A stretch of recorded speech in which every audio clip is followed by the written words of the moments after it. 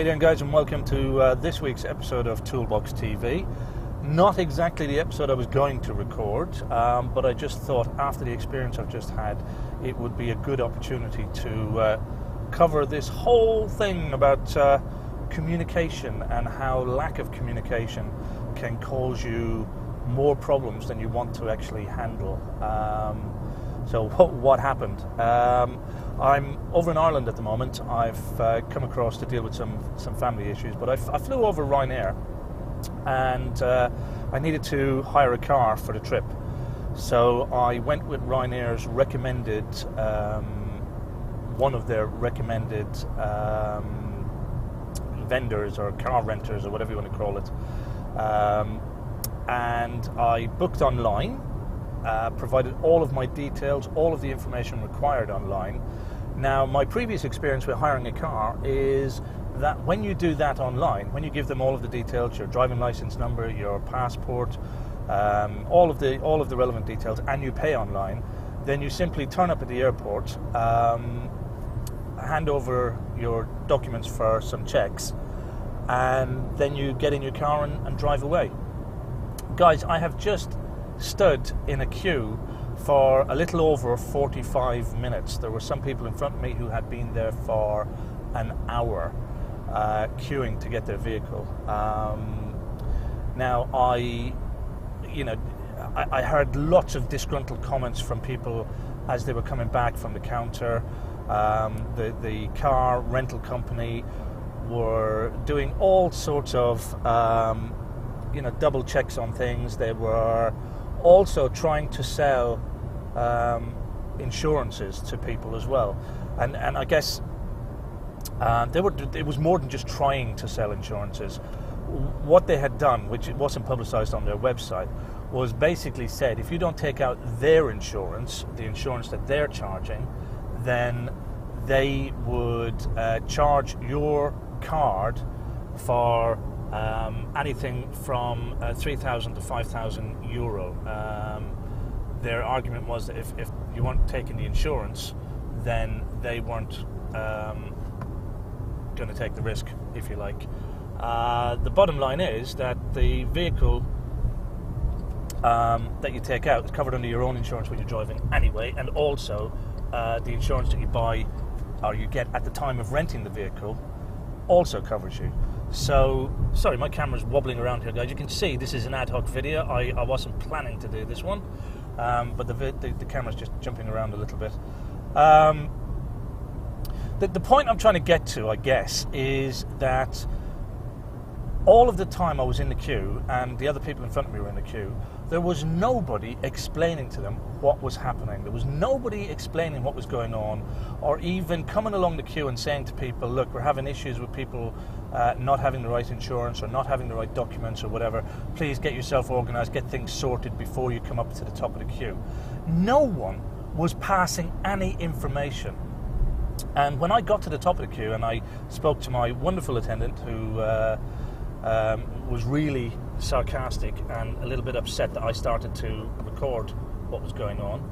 But when I got to the front and I asked him why the delay, what was going on, his dismissive attitude was very simply, well, that's just the way it is, sir. You just have to put up with stuff like this. And I thought, no, you don't, because I've never had to put up with this hiring a car from an airport previously. And number one, I didn't appreciate your attitude, and I don't think a lot of people here appreciate your attitude, and I'm certain that a lot of people walking away from here today are not going to be using your services again. See, my feeling was that looking at a lot of the faces in the queue and some of the comments that people were making as they were leaving, they've lost a lot of custom. And my opinion is, regardless of what dodgy stuff was going on or the fact that they weren't advertising what they required and all of that, despite all of that, had somebody come out along the queue and explain the situation so that people could prepare themselves, or, if they hadn't taken out the additional insurance, they could at least get their credit cards or debit cards out and ready. If they had taken out the correct stuff, that they had the right documents ready when they got to the front of the queue. And you know, my feeling was communication may not have solved the whole problem, but it certainly would have made the situation a lot better than the situation that they had created. So, you know, when I'm pretty much semi-retired now, if you like, from being on the tools. But when I was operating full steam on the tools, if I had a problem getting to a customer, if there was a reason for, you know, that I couldn't make it to a customer, I always called ahead and let the customer know. Always. Regardless of what the issue was, you know, it was never trying to make up an excuse after the event and say, oh, the van broke down, or I got stuck here, or I got stuck there, or whatever.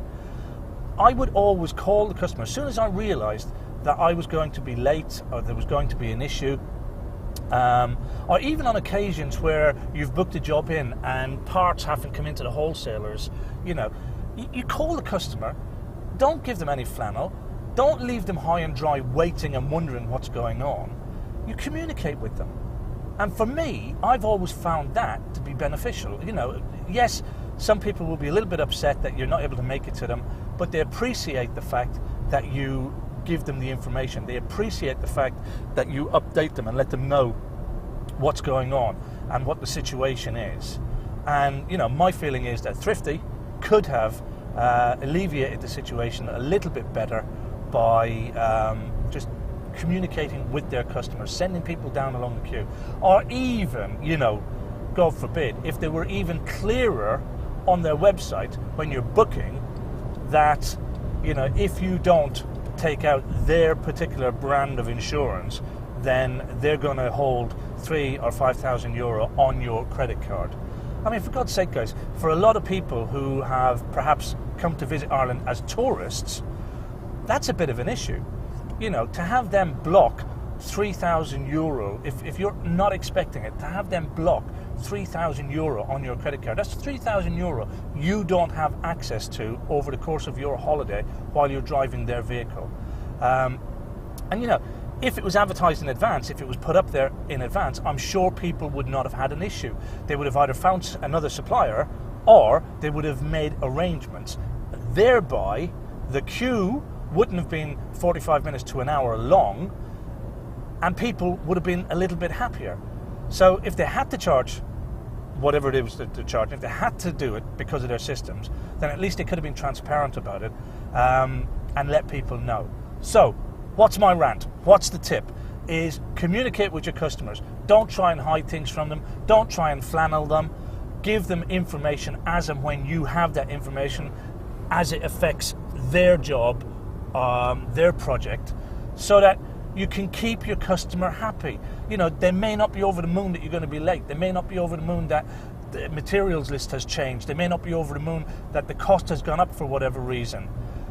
But at least if you've communicated with them, if you've talked to them and you haven't kept them in the dark, then they're not going to be disgruntled. They're not going to be,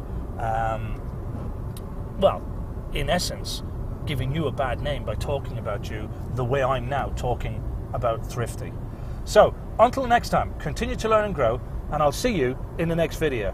And once again, sorry about the wobbly camera. I wasn't actually planning this. I just thought, get it out of my system.